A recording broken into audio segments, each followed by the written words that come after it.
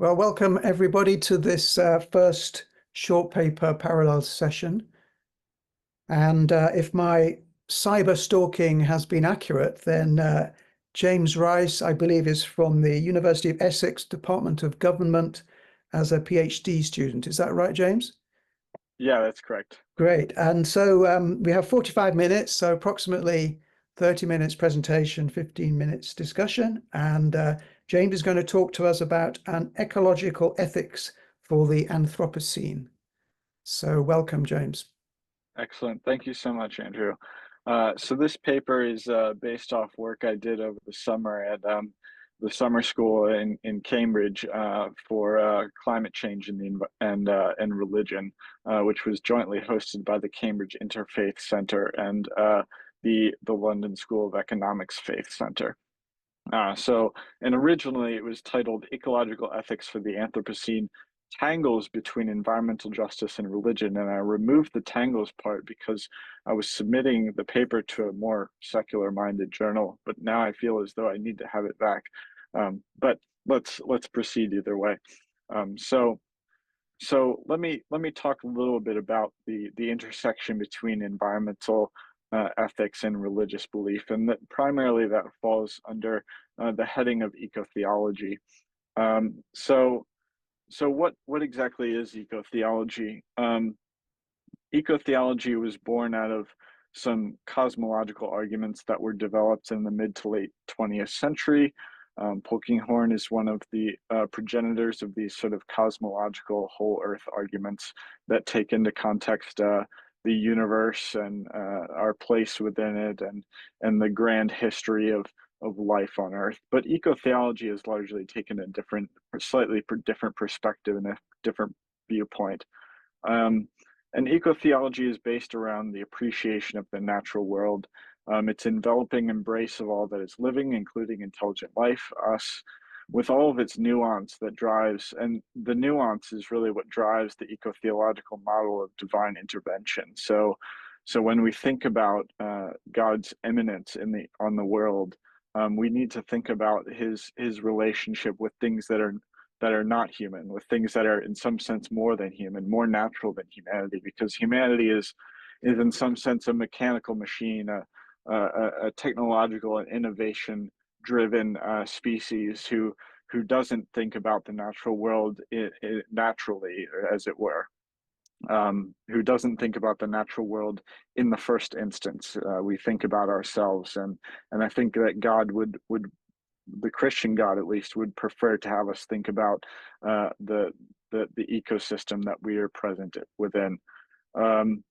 So one could say that religion is construed as a social phenomenon, is paired by its concern for life that is nothing more than an attitude of awe towards the divine, which presents itself as a quotidian happenstance.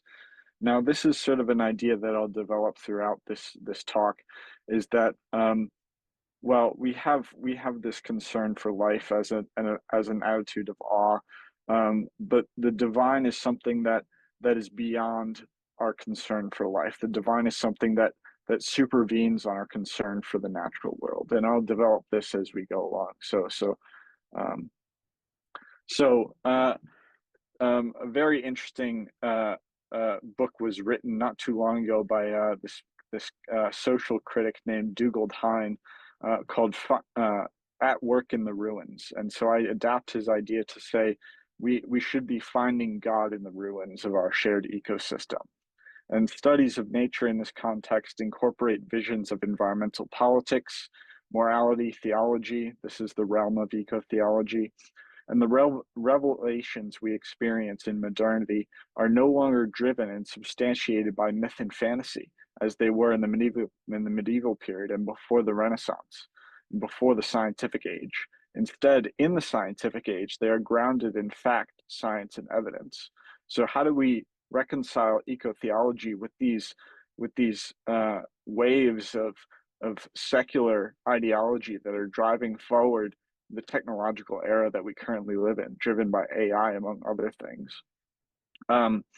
As Lynn White notes in his pioneering 1967 article in Science called The Historical Roots of Our Ecological Crisis, quote, more science and more technology are not going to get us out of the present ecological crisis until we find a new religion or rethink our old one.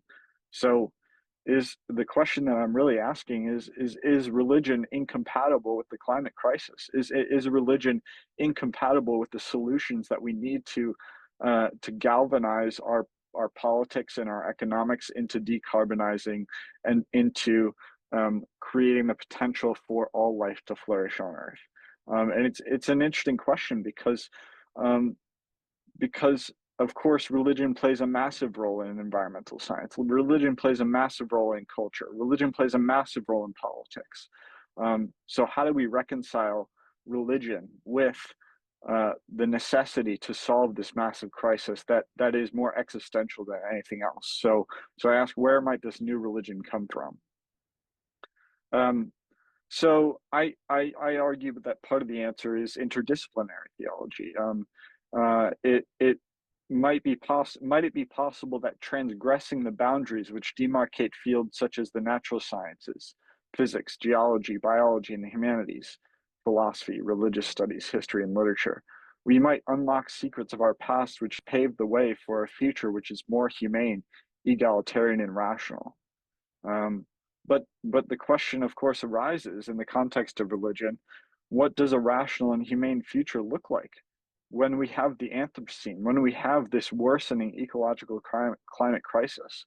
Is it possible to be rational? Is it possible to be humane in the context of so much ecological destruction? Um, and if it is possible, how might God want us to go about creating that ecological future, creating the potential for a viable future for humanity and for all the rest of life on Earth? Um, so I may have scared you a little bit by saying that that we need rationality uh, because now I ask whether climate science is the only answer, and I would argue that it's not. So I'm relying on an eco-theological basis for my claim here, and I do argue that in the age of rapidly advancing technological change, inequality at an unimaginable scale, and brutalizing conflict and natural disaster, that humanity absolutely must have a spiritual salve, one which can only come from love, the love, peace, joy, and solace found in religion, and in empathy for each other and the rest of the living world, the living and the natural world. Can this be found in secular politics? Can it be found in secular economics? Can it be found in the social sciences?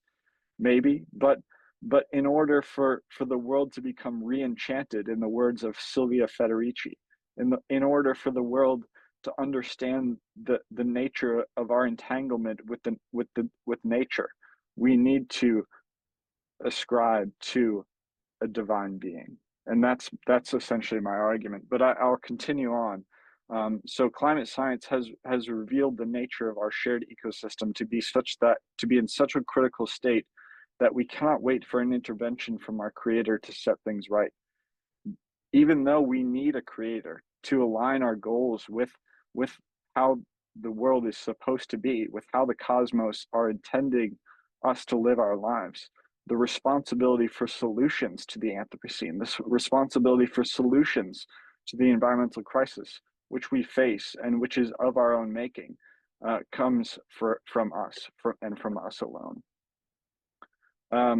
So let me go back to the basics a bit here. So I see a twofold separation between ecology and religious faith that needs to be remedied in order for religious organizations to make headway on ecological sustainability, and in order for religious organizations to comprehend the scale of the unimaginable destruction that is being faced by millions and millions of species of life across Earth. So this twofold separation between ecology and religious faith is based on the premise that religion is a sociocultural phenomenon.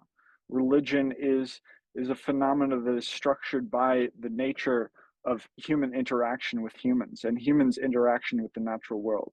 But I argue that there's a separation between the natural world and the cultural world and the social world, on the other hand.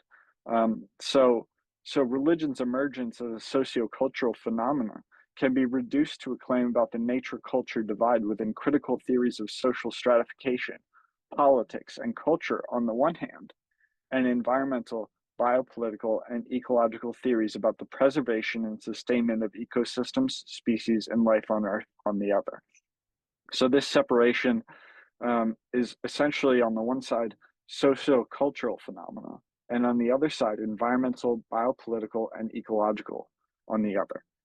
And so obviously, if we think about the ways that we are to respond to the problem of the Anthropocene, that we are to respond to the problem of the climate crisis, that's going to be a socio-cultural effect, and it's going to come from our reliance on our own technology, and whether this is incompatible with the environmental and biological and ecological aspects of our relationship with the natural world is an open question that I aim to at least put forward some tentative theories for support here in this presentation and in the paper on which it is based.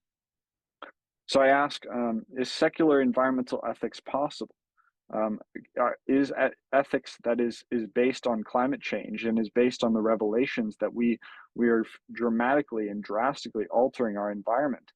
Can these ethics be based in secularism, or is it possible that the only environmental ethic that is permissible, that is viable, that is going to solve the problems that we face, is that environmental ethics inherently religious, or is it secular?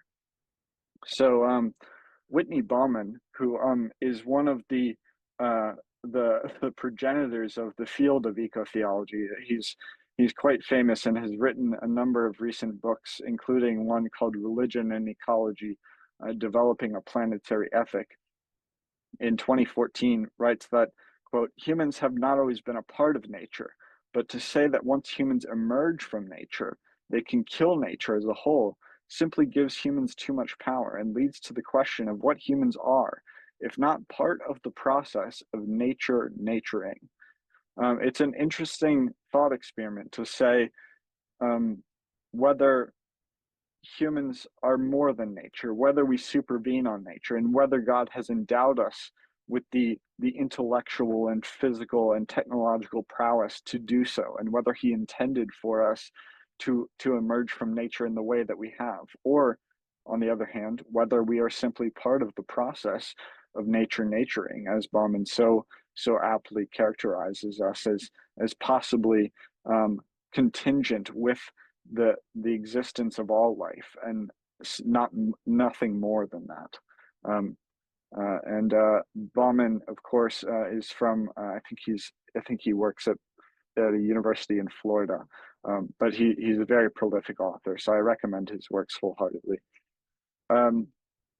So to continue on this train of thought as whether we are separate from nature, a spiritual validation of the human projects of technology, exploration, and cultural progress depends on the progenitors of those projects retaining a moral perspective which acknowledges the humble roots of our ever-changing and increasingly self-aware civilization.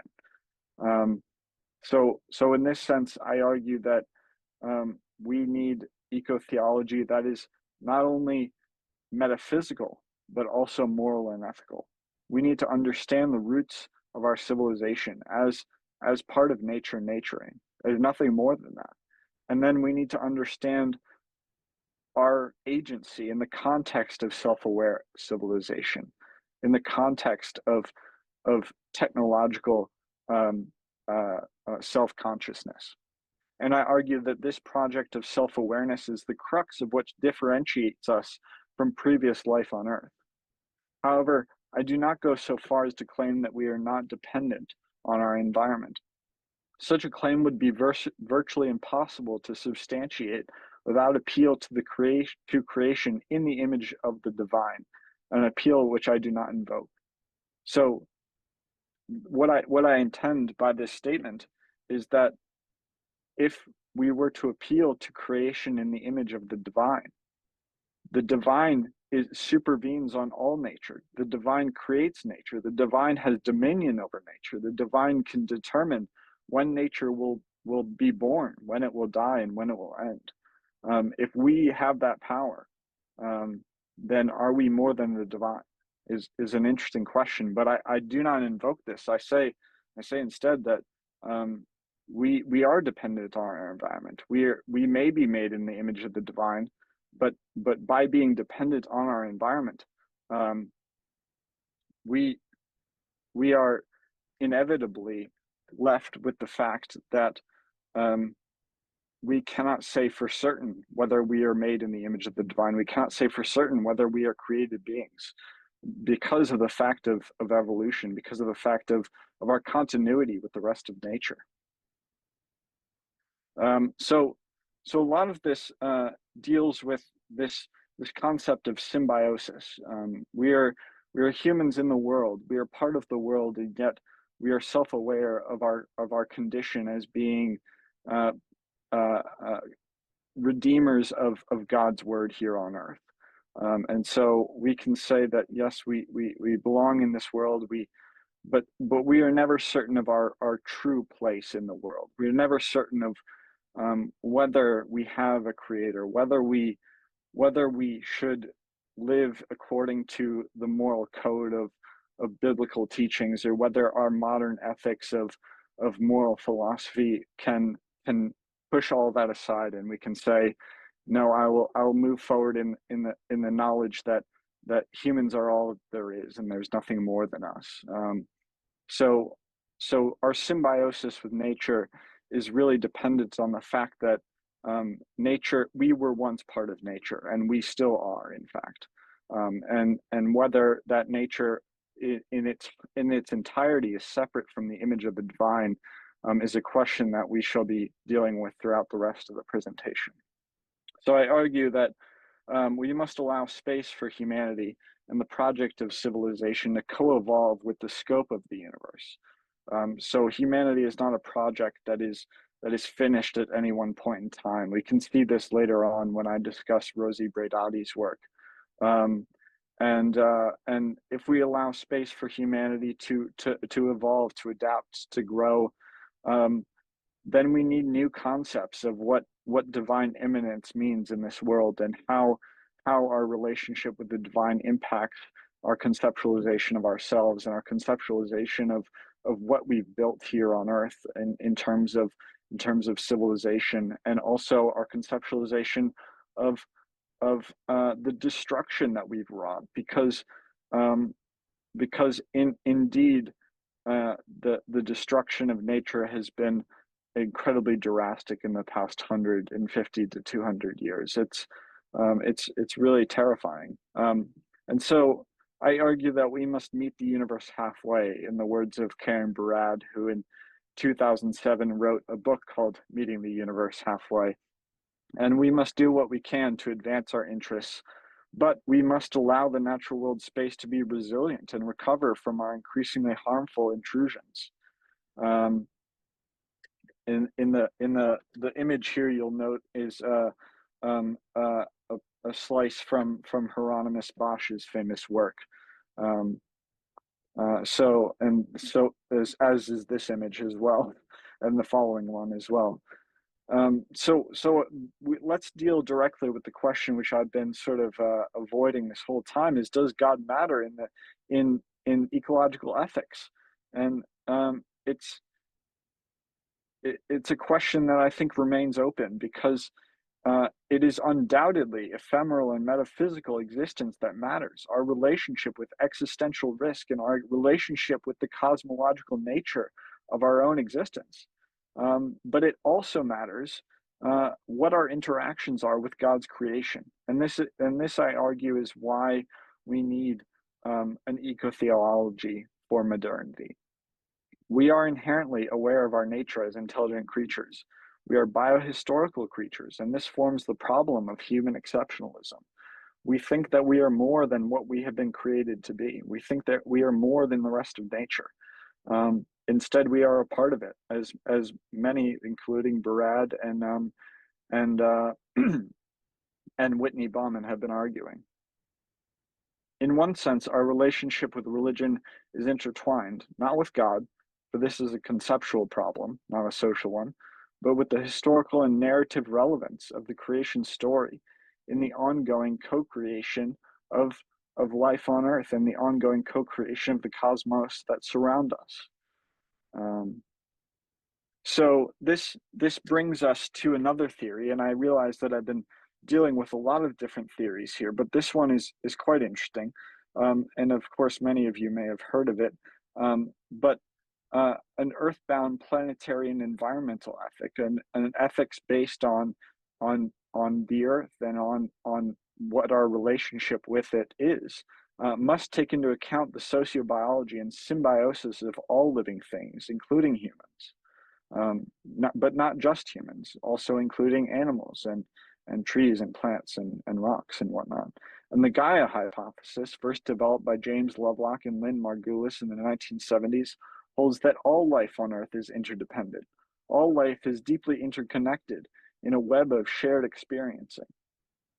And I'd like to notably note this work by Rosemary Radford Ruther in 1992, as well as the other sources cited here. And the Gaia hypothesis really holds that the crust of the Earth is Gaia's skin. It's the natural life-giving essence which sustains all of us, including flora and fauna, and everything that enables. So let me, since I'm a philosopher, let me deal a little bit with some alternative proposals, some objections, if you will, from people who believe that God must intervene in order to save us from ourselves. So in a religious context, we might ask, must we do more for nature and for creation than simply allow it to be? Must we be stewards of the earth? Must we domesticate and farm and create civilization for the animals in the image of the civilization that we have created for ourselves?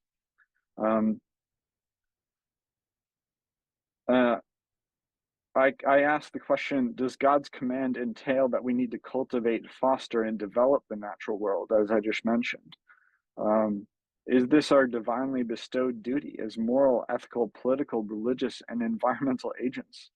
The line between agency and domination is a very thin one indeed.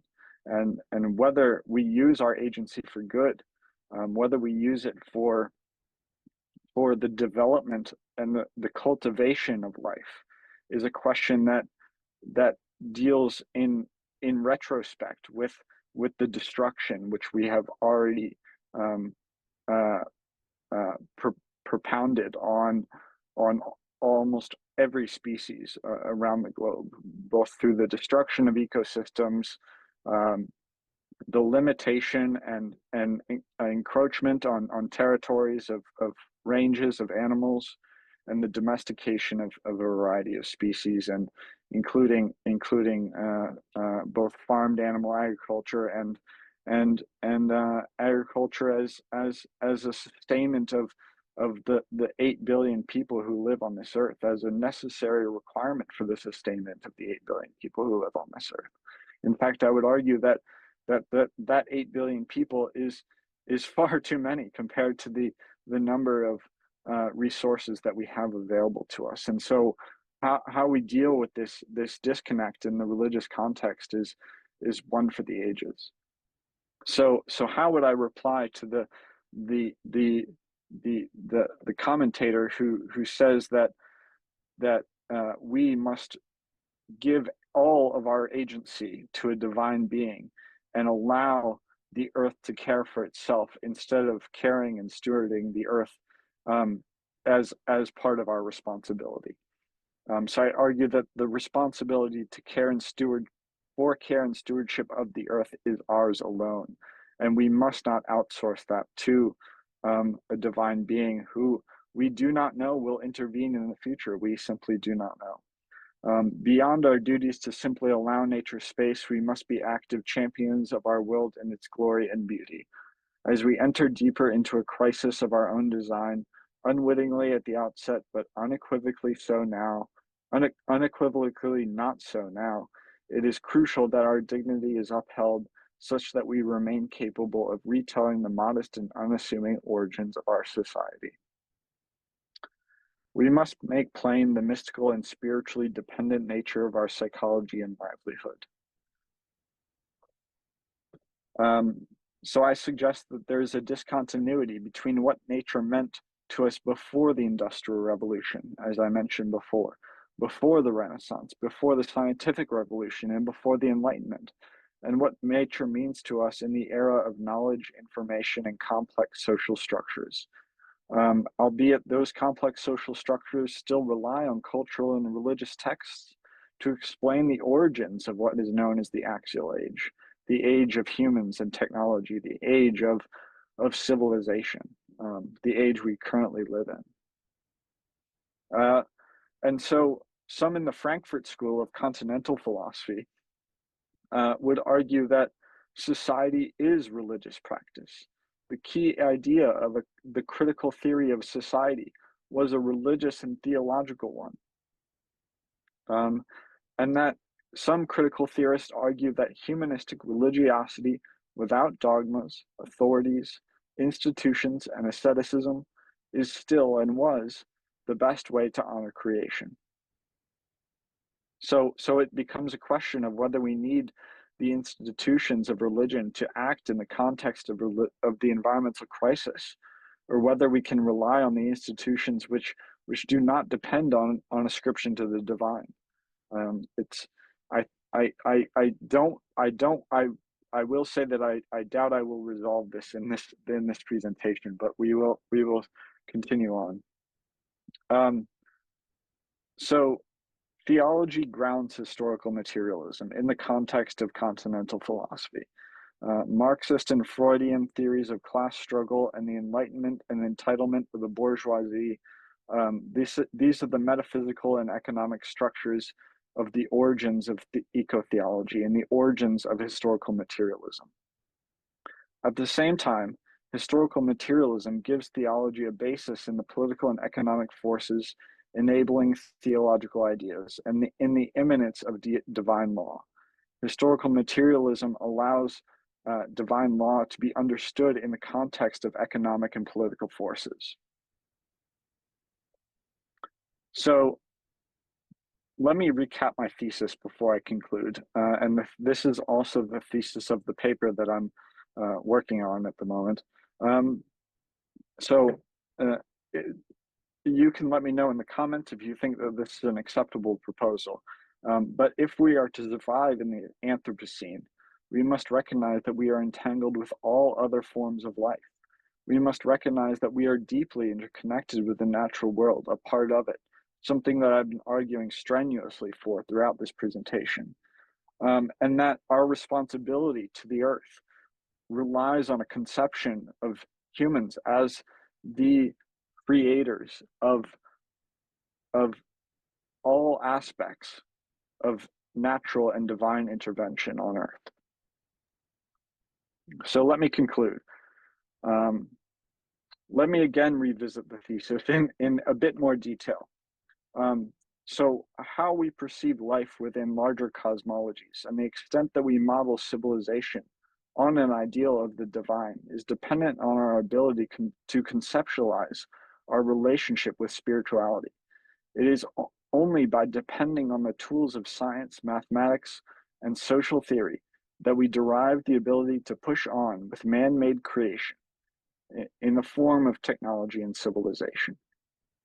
Without the tools of science, the certainty and stability of much of our natural environment has been and will continue to be threatened by climate change, war, and poverty, etc. As Kenneth Boulding wrote in 1966, our quote-unquote spaceship Earth has been and will become in the future substantially less hospitable. And as I mentioned before, I come back again and again to the words of Rosi Braidotti. We are all in this together, but yet we are not one and the same. So what does this mean for creatures supposedly made in God's image? Are we part of the evil that our Creator left us to wrestle with? Can we deal with the evils that humanity has created through the exacerbation of the climate crisis, through the pollution of carbon dioxide, and through the destruction of hundreds of thousands of species in the sixth mass extinction the world has seen in its history? I argue that this calls for an ethic which acknowledges our differences and celebrates them. As Rosie Braidotti says, you know, we cohabitate in the earth, on the earth, with every other living being here, and we are not the same as them. But our struggles in the context of religion should be treated by the institutions which deal with these issues on a global scale in the same way, because without the life that supports our life, without trees and rivers and fish and game and flora and fauna, we cannot continue to live as we have been for the past 300 years. We are not one and the same with these entities, with these creatures, with these living beings, but we are in this together. And so when I was asking Taylor the question earlier, I noted in Laudato Si when Pope Francis says, the cry of the earth and the cry of the poor. And I argue that whether we listen to Pope Francis's command, whether we listen to the way that he implored us to listen to both the cry of the earth and the cry of the poor, it's up to us. Indeed, a God who nourishes the universe should purvey through theology, eco-theology, and environmental ethics, an ecological ethic where humanity can survive and flourish alongside of and without endangering the rest of the earth. These are very real issues that leaders, organizations, and states face in managing the diversity of religious and non-religious interests that are responsible for a theologically inspired green transition. Without consensus within the religious community on these challenges, the implications and outlook for progress to be made at the interface between religion, economy, and the natural world remains dire.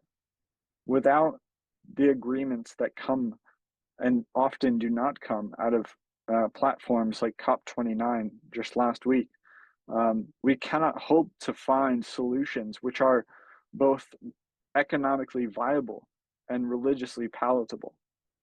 We need solutions which come from multiple stakeholders, which come from a diversity of religious and non-religious cultures, and which acknowledge the fact that humanity may, wittingly or unwittingly, be on this planet alone. But of course, we are not here alone. We have the apparatus of life. We have the divinely bestowed apparatus of life, but it is up to us to look after it. That's the point I want to drive home. And so to conclude, as it is written in Psalm 137-4, we must all ask, how shall we sing the Lord's song in a strange land? And here I echo the book by Dugald Hine, At Work in the Ruins, because we have created a strange land for ourselves. We have created a land which is inhospitable to us as we continue to live throughout time and further and deeper into time on this earth. But at the same time, we must learn to sing the Lord's song. Indeed, we must recourse ourselves to hang our harps upon the willows, if any remain, in the midst thereof, implying that whatever grows in the midst of the destruction we wrest from the land, we shall make music of it, or at least learn to live with the knowledge that it gives us all that we have. Thank you. Fantastic. Thank you so much, James, for a very thoughtful and eloquent analysis of our current predicament. That was really good. We do have one question in the chat. Might humans be the savior of the Earth if we are able to redirect asteroids so as to avoid the Earth being destructed? Yes, that's a very good question. And I think it provides a perspective on a very specific instance of what I intended to argue throughout. Because I think that I don't think that we can say that humans are the savior of the Earth, because we have actually created the destruction that we now live within. Instead, humans might be the solution to the problems that we currently face. But I think that we will continue to create new problems in the future, which we will have to deal with. So in some sense, we don't create the problem of an asteroid, but we do create the problem of climate change. So I think that we could be the savior of at least some parts of civilization if we were, for instance, to redirect an asteroid away from the Earth. But I think that that would be a small contribution to the ongoing work of God's creation, which is life. And I think that if we are to be the savior of the Earth, as you say, John, in some sense, we need to do more than simply redirect asteroids. We need to flourish, and we need to provide an opportunity for the rest of creation to flourish alongside of us. Thank you, James. We have a question from Taylor. Thanks so much for your paper. Yeah, this is really thought-provoking. So one critique that I've heard of the term Anthropocene is that it obscures the fact that it's not all people who have caused the problem, right? It's, I mean, for one thing, limited to a certain historical period, but then also limited to a certain part of the globe, where people have taken more than is sustainable to the detriment of people who they've also then dominated. And so I sort of wonder if the same dynamic is going on with how we ask the question of religion's place in this conversation. As not just you in particular asking this question of what religion should do or what role religion has to play, but because religion means so many different things, especially when we have this question about different religions' relationship to the environment or to ecology. Yeah, I wonder if we need to nuance that question a little bit more, or if we might get different answers if we ask the question in a way that that talks about the plurality of religions rather than religion as a singular. Yeah, I completely agree, and I thank you for your question. So I think it's interesting to think about Pope Francis's his call in this context, the cry of the earth and the cry of the poor, because clearly the cry of the poor applies to a certain subset of the world, and in some sense it doesn't apply to those people within the world who are not needy, who are well off enough that they're able to avoid the worst aspects of the climate crisis. So it's interesting to both from the perspective of Laudato Si and also from the perspective of what you were mentioning regarding the plurality of religious practices in the world. It's certainly true that not all religions treat the environment the same, and it's also true that not all religions treat social life the same and social practices. So the diversity of East Asian religions or South Asian religions or African religions certainly have very different perspectives on how we are to interact with nature and how their conception of divinity interacts with their conception of how nature should go about how we should go about interacting with nature. So I acknowledge that that's something that I didn't fully address in this paper, and that was mostly because I was coming at it from a Christian perspective, which is my background, and also partly because I think that in order to generalize to a variety of religious beliefs, you have to distill religious practice into a few fundamental aspects, including belief or worship of mythological or spiritual deities. And of course, not all religious beliefs do believe in those things, but I do think that those religions which are predominant in Western culture, in some sense, do ascribe to a certain largely uniform view of our interactions with the environment and our responsibilities toward the environment.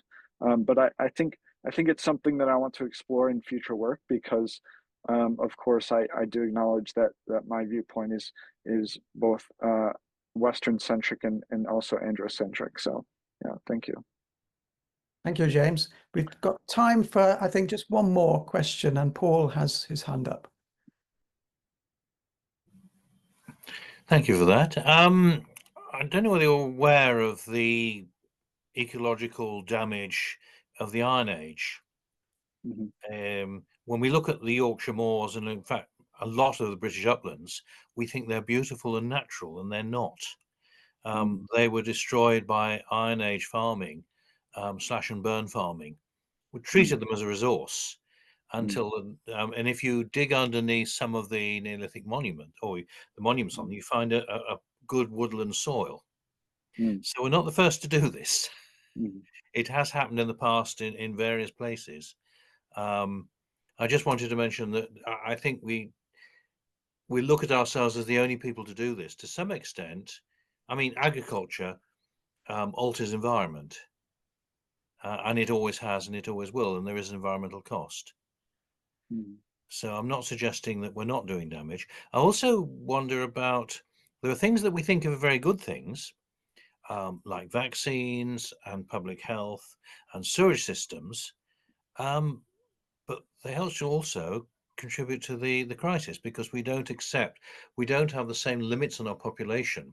K factors, the Black Death wiped out what proportion of a third of the British population, something like that. So James, you have 2 minutes before we get cut off. Okay.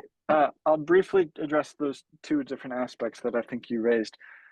First is the impact of past societies. I didn't mean to say that our current generation or even the past.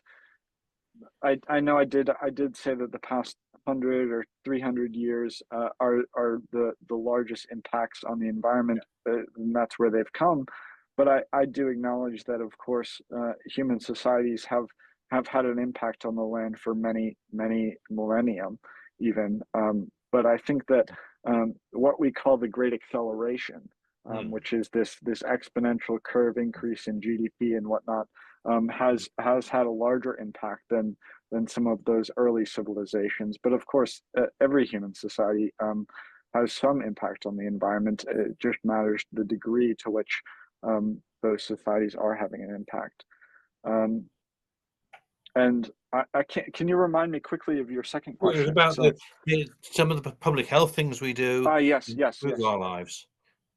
Yes, of course. I think in the context of the climate crisis, it's the same, really. I mean, as we develop vaccines and antibiotics, bacteria and new viruses emerge that flout the constraints of our old solutions to these problems.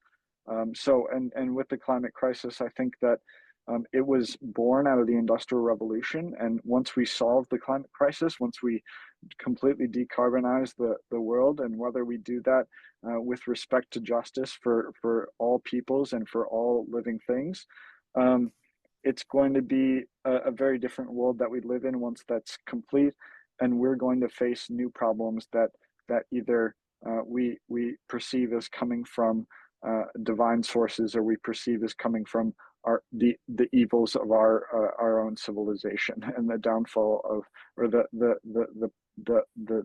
detriment, the bad things that come from our own species. So I think that there's both sides of the same coin there. Thank you. So let's thank James for an excellent presentation.